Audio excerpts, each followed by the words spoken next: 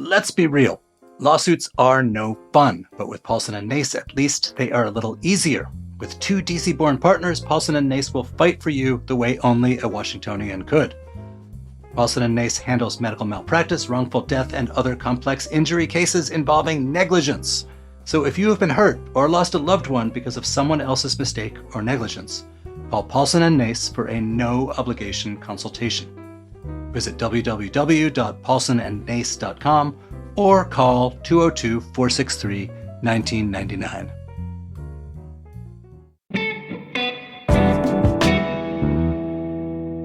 Today on CityCast DC, I've always kind of thought of Philadelphia and DC in conjunction with each other.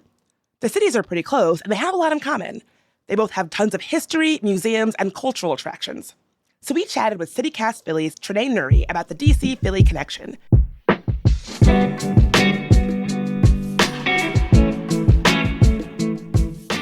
Today's Wednesday, May 8th. I'm Bridget Todd, and here's what DC is talking about.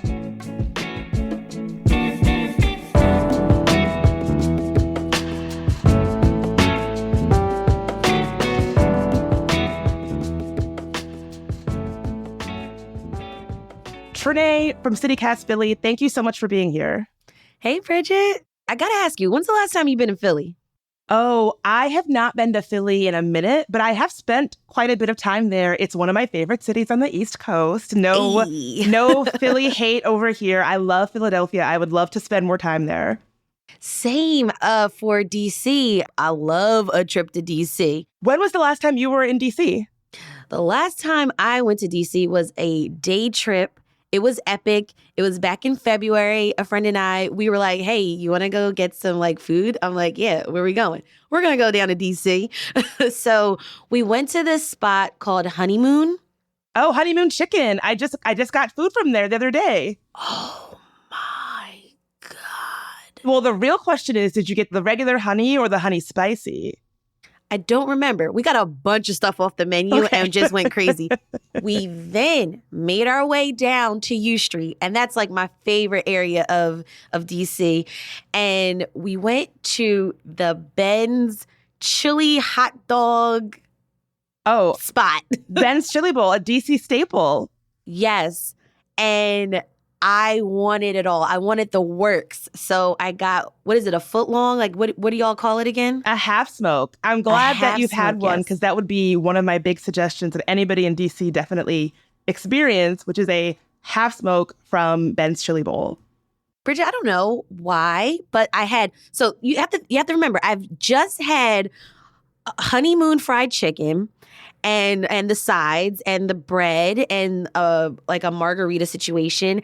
I then had a hot dog with chili, and then maybe an hour later, I went a couple doors down and went to have Mexican food with more margaritas on a Sunday. So you were feeling good, your tummy was happy, you were eating good. This is what DC is all about, making sure that you leave having had more drinks than you probably should, having eaten more than you probably should, and really feeling good about it. Yes, I loved it, and I can't wait to go back. All right, so now I gotta hear the last time you were in Philly. The last time I was in Philly, I was there for a family event, and we went to, it was a special event at this cheese shop, the DeBruno Brothers. Oh, yeah, Philly staple. Yep, they did a whole thing where basically, it was the tasting night, and so you did cheese and meat tastings, and then they had wine pairings. It was fantastic. I kind of like your trip to DC. I feel like I left full of salted meats and booze in a good way. Right. Yeah, it was great. And then we went to bars after, whatever the bar, there was just bars close to where DeBruno Brothers was. So maybe Continental in Midtown? Maybe. It's been a minute. That sounds familiar. But what I liked about Philly was that I feel like it's a really good bar city. Lots of good bar options, lots of good dive bars. I like a good dive bar. DC kind of has bars that are kind of pretending to be dive bars, maybe kind of dressing up like dive bars. calling themselves dive bars, despite the fact that they just opened a year ago and they're brand new. I feel like Philly really has a good bar scene that I really like that DC doesn't have necessarily. We do. And for anyone listening, if you want to take a look back into the archives, we did a whole episode about dive bars that actually exist in our city where you can actually still smoke. So that exists in our city. Yeah. I see your face. Yeah, it's a thing. Well, that's what I'm talking about. Like, I would say when I compare Philly to DC, I feel like the kind of gritty vibe that some places in DC are trying to go for, Philly actually genuinely has. Yeah, it's in our DNA. So speaking of drinks, next time you come down, I really want you to try some more of our bars. Like you were saying, we are a city of beer. We have a lot of great breweries all over the city, like Victory, Yards, Love City, Evil Genius, Attic, Philadelphia Brewing Company, and two locals. So we're really not like a cocktail city, but we do have this iconic Philly cocktail or a drink. It's called a citywide special. So it's cheap beer like a PBR and well whiskey. You can mix it up and change things. You can do, tequila or a Corona. And so I recommend you try a spot called Lloyd's Whiskey Bar down in Fishtown. Well, as a beer lover, this is perfect for me. And this is actually something that I feel like we have in common as cities because DC has a little bit of a brewery vibe as well. There are a lot of good DC-based breweries. There's City State Brewing. There's The Public Option. There's Right Proper. And so I love that Philly has that beer culture. And I think it speaks to the sort of grittiness of Philly that I love. I would say that DC has kind of a cocktail vibe and a beer vibe. The beer vibe is really only taken off in the last 10, 15 years maybe. But I'd say we just like to drink. We're both drinking cities, I think. Yeah, for sure. Bridget, I love that you gave us a label or you identified us as gritty. And I like that because we are. So I'm curious, what else do you think about Philly? So to be really clear, so I don't get any Philly folks angry at me, I mean gritty with love. I mean that as a compliment. It is something that I really enjoy about being in Philly. I think of Philly as a place that is maybe a bit more neighborhoody than DC, more like community-based than DC. I think it's a city that is really beautiful because a lot of the buildings are old and historic. DC has that too, but there's something about being in Philly that I feel like, at least for me, it seems to come out more than, maybe I'm just more used to DC at this point. But something I like about both of our cities is that they're often compared to New York. Oh, God. So I feel like DC and Philly might have a little bit of that second city envy as we stand in the shadow of New York, even though Philly is a lot more fun than New York. I've lived in New York. It is not that fun. Philly is definitely a more fun city. Quote that, put that in the paper, attribute it to me. Philly is the more fun city. Well, thank you. I love this assessment. Now, all right, I'm going to agree with you. I feel like, we're not in New York's shadow. We're our own city, and we need to be proud of it. I love your assessment about our neighborhoods. Yes, we are definitely a city of neighborhoods. We come from, roots of working class families. And so, that's really prevalent in the community work that happens all around the city. I guess some stereotypes of DC that I'm familiar with, it's pretty much like a culture of very career-driven people, right? So my co-host Mike Schaefer has argued that DC is a place where people often move for their job. And so it's not, even though we get a negative rap for being careerist, sometimes it's really more like, oh, we are passionate about our jobs and passionate about what we do. We live here because of this job that we're passionate about. And so that's how it comes across. So it's not necessarily a negative thing, but I do think there's a connotation in DC that we are all about our jobs. Okay, so here's my take on DC. I love, love, love, love, love the free museums. I think it's such a great city for young professionals. A lot of my girls, they go down to DC when they want to do a birthday weekend. I think DC is romantic. Ooh. I think so. Like some of the hotels and accommodations that are down there, I think it's romantic. And also, I think DC is such a great spot again for families. There's so much history.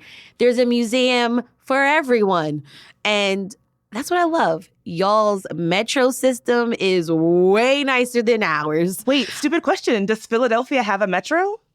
Yeah, we got one. But it's a little, it's rough. I'll tell you that. I will say that something else that we have in common is that people in DC, we love to complain about the metro. Like if you have a metro complaint, that is the quickest way to make friends in DC is complain about the metro.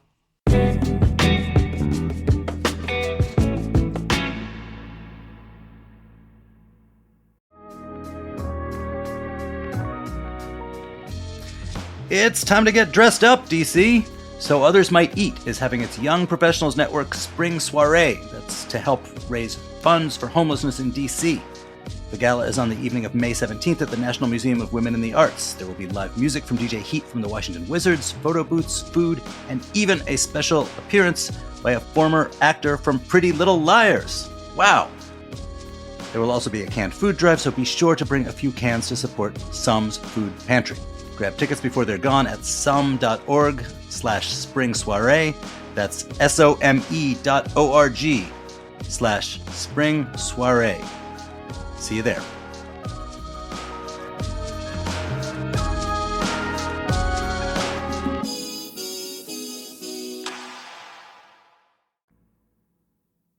I love the music culture. I love go-go. The first times I was down in DC, I just fell in love with that go-go sound and just the energy that local artists have. Thank you. I don't know much about Philly's local music scene. I'm just realizing this now as I say this. Can you tell me a little bit about it? Yeah, I mean, we did an episode with some great curators in our city, Evan Burton of the Anderson Street Project. We have a lot of like R&B music in the city. A lot of, famous people come through. We also have a really great punk scene. So Dave Kiss, he came on our show to talk about that. There's lots of venues. If you come, we got to go down to Sampson Street. There's a spot called Time, and it's a bar situation, or it's like on a block of bars and speakeasies. And Time, they will open their windows, open their doors. Now, there is a $10 cover. You got to pay in cash, and you can go and you can just hear live bands just jamming. And one of my friends from high school, he's a drummer, so sometimes he's there on like Friday and Saturday nights. He's like, Trenae, I'm like, D, what's up? And it's such a great vibe. That sounds amazing. Next time I'm in Philly, I have to check that out because that sounds right up my alley. I just thought of my all-time favorite thing about Philly, and that is the word John. It can be used for anything. I had a feeling we was going to take you here. Okay. All right. Well, I feel like it's kind of like this is something I love about cities on the East Coast that are not New York. We have our own distinct languages. And I think that if you were not from the Mid-Atlantic region, you might not know that the way that somebody talks in New DC versus Baltimore versus Philly, they're going to have their own little, language. And I think that people just think of us, all those cities on the I-95 corridor as the same, but our cultures are also distinct and so interesting. So that's something that I think that I love about Philly. And I think it's something I love about DC as well, just that how unique our different languages are. Now, do y'all have an equivalent to the word John? Because John, for those that don't know, is a noun. It can mean anything. You can call an object a John. You can call a person John. You talking to the John over there? So does DC have something that's similar to that? I would probably, if I had to say something, it would probably be the word mo, which is generally like, you could think of it as a synonym for man, guy. It's a word that we use a lot. One of the cringiest little jokes that I actually kind of love is we have a neighborhood called Adams Morgan, which is sometimes shortened to Admo. And one of the little jokes that somebody has made a mural of in Adams Morgan is like, oh, where does someone in DC learn how to do math? Admo. So I think it's comparable, maybe. I remember after Trump got elected, The images from protests in Philly, my favorite protest sign was, "This John is out of pocket," which said so much without saying that much at all. So we talked about half smokes, but what's one Philly food that you have to try? Hoagies. Hoagies. Yes.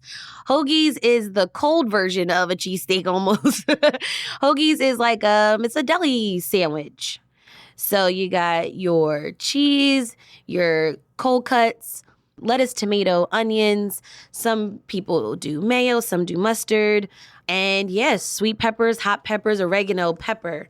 And then, of course, you already know you got to have a cheesesteak. And there's cheesesteak versions for folks that don't eat red meat. There is cheesesteak options available for folks who need vegetarian options. Where's the go-to spot to get a hoagie and a cheesesteak? Your go-to spot. Okay, so Bridget, I love to go to this spot called Primo Hoagies. And yeah, it's for me, whether it's a hoagie or a cheesesteak, it's all about the bread. If the bread ain't fresh, it's not going to be a good sandwich. So you got to make sure you go to a spot that has good bread.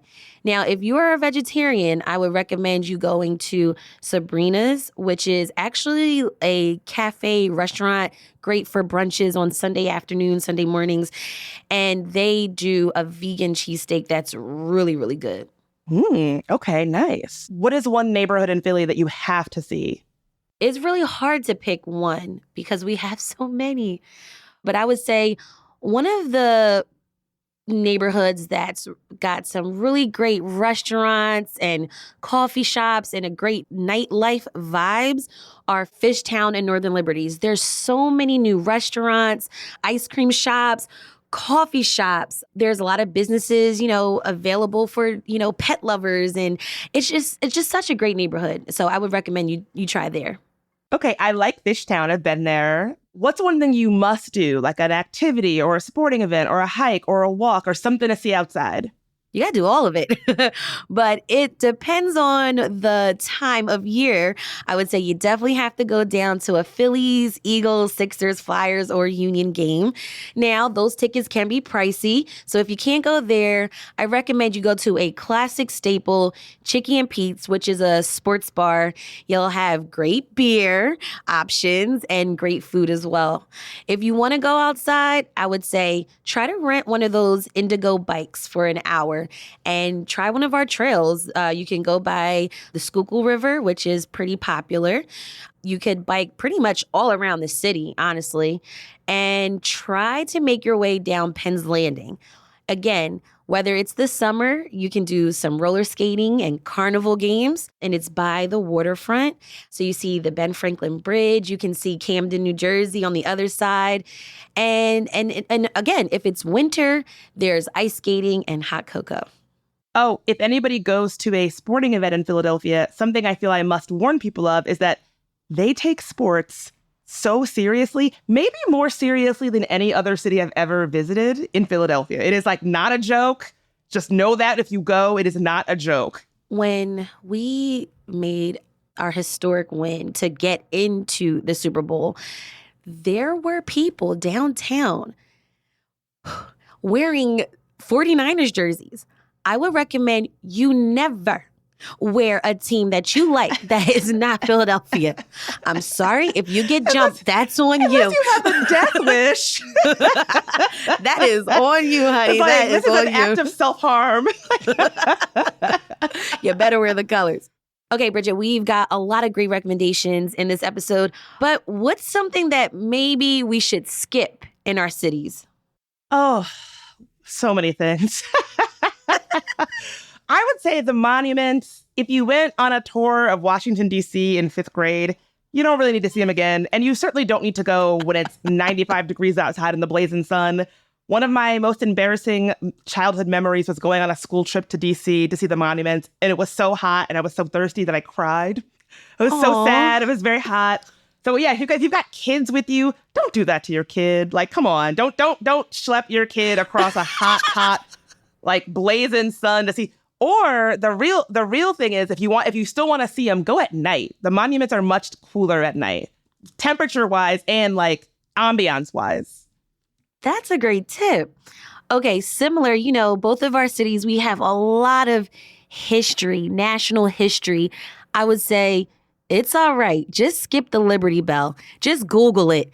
Google Maps it. It's not worth standing in the line, again, in that hot sun on the Independence Mall. Go somewhere else. There's go to the National Constitution Center. They have air conditioning. I would recommend you do that. Just skip the Liberty Bell. Yeah, I tried to see it once in the line. There was like a big crowd around it. And even then I was like, I feel like I get the gist. Yeah, you get it. You get it. I get it. It's a bell. In there. It's got a crack. The bell with a crack. Okay. So, Bridget, I'm curious, when you want to get to Philly, how do you travel? Do you take the bus, the train? Do you drive? Sure. I mean, I feel like anybody who has spent any time on this side of the country, on the East Coast, probably has a sense of how you can travel between the two cities. But in case you don't, Amtrak is always a good option. It's pretty cheap if you get your tickets in advance. They're like $10. I find the Amtrak to Philly, if you get it in, now if you do it day of, because you're taking a spontaneous trip like you, it might not be $10, but it's pretty quick. I find it like very, it's one of those trips where by the time you start thinking about it, you're almost there. So it's a pretty good option to have. The bus is a little bit longer because of traffic. It's about 3 hours, generally around $20 to $25. You could also drive. It's about a 2-hour drive from Philly to DC. Parking can be a little bit of a nightmare in DC. I don't know what it's like in Philly, but I have to imagine it's also bad. You ever heard of Parking Wars? Oh my God, that show was in Philly. Yes. Yeah. I used to watch it all the time. Yeah, it's a mess. Good luck. So if you are planning on traveling, I maybe wouldn't drive, so you don't wind up on Parking Wars. Yeah. And also, like, gas is almost $4 here in the city. Oh, well, yeah. Another reason to take the train or the bus. Well, thanks for all these Philly recommendations today. I can't wait to see you over a couple of hoagies next time. Yes, for sure. Thanks, Bridget.